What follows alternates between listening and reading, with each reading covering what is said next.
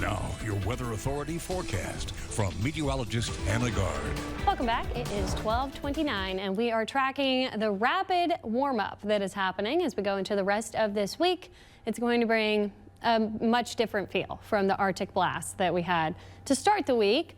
We are going to see increasing humidity, which will bring around the fog potential again, especially because we've kind of cooled those waters down from that Arctic blast. But right now, we're seeing temperatures 15 to 20 degrees warmer than just 24 hours ago. We are in the 70s for most of us. Gulfport 68, and you can see why. We have a southerly, southwesterly flow across most of the area. So we're warming up, same with Texas. You're seeing even 56 up in Omaha after freezing temperatures there. The only area that's still pretty cold is up in the northeast. So we're going to continue to see this mild pattern. We have high pressure to our east on the surface, so we'll have pretty calm winds that could allow for some fog formation.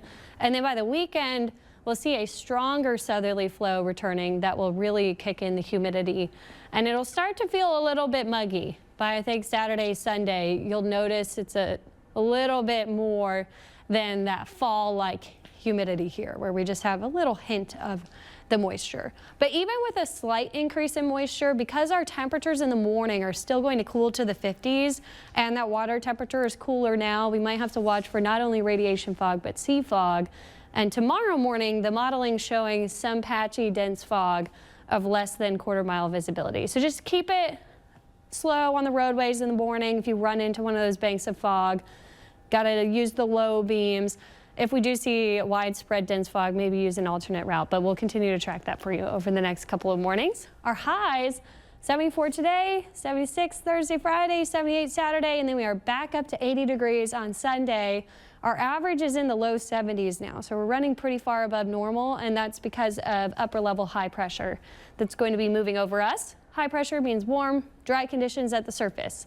What we see next week is some lows starting to come by, and because we have that high position to our southeast, we'll be in that split in the atmosphere where we could see some rain and storm potential. Much of it might be north of us. It's going to be kind of dicey as we watch into next week. We'll just pinpoint where we could maybe see some storms, but there's also a chance that we miss out on most of the rain. Regardless of those storms, it looks like we're going to continue to stay anomalously warm all the way into late November. Now, this is before Thanksgiving. Not sure if we'll even see a cool down for the holiday, but we'll keep tracking that. It looks like we'll be running pretty warm in that week leading up to Thanksgiving. Starting it off today, 74, that's going to be much warmer than the 50s that we saw the past 2 days. But in the evening, if you want to take a stroll or you're trying to run, it's going to feel pretty nice. We'll fall into the 60s and then we'll get to the 50s in the morning hours. And maybe head out there tonight because you could try to get those northern lights again. This is a shot from the Kenner Lakefront from Joshua yesterday. Absolutely beautiful.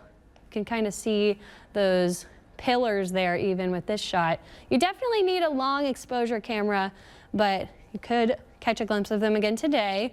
A geomagnetic storm is what causes the aurora borealis. This is a disturbance in the Earth's magnetosphere caused by changes in energy from the solar wind, and that happens when you get a solar flare. It shoots off energy from the sun. Some of that can make it to the Earth, and it supercharges those particles as it's hitting all of the atoms and molecules in our upper atmosphere. Then once they rest, it emits light, and that's how you get the northern lights. When you have a G4 severe storm, which is what happened yesterday, you can see widespread impacts from that and then those southern auroras. So it pushes them farther toward the equator and makes them more bright. You can also see power grid issues and communications issues as well. So maybe tonight we see it. The problem is it's peaking at that highest intensity right now in the afternoon while the sun is up.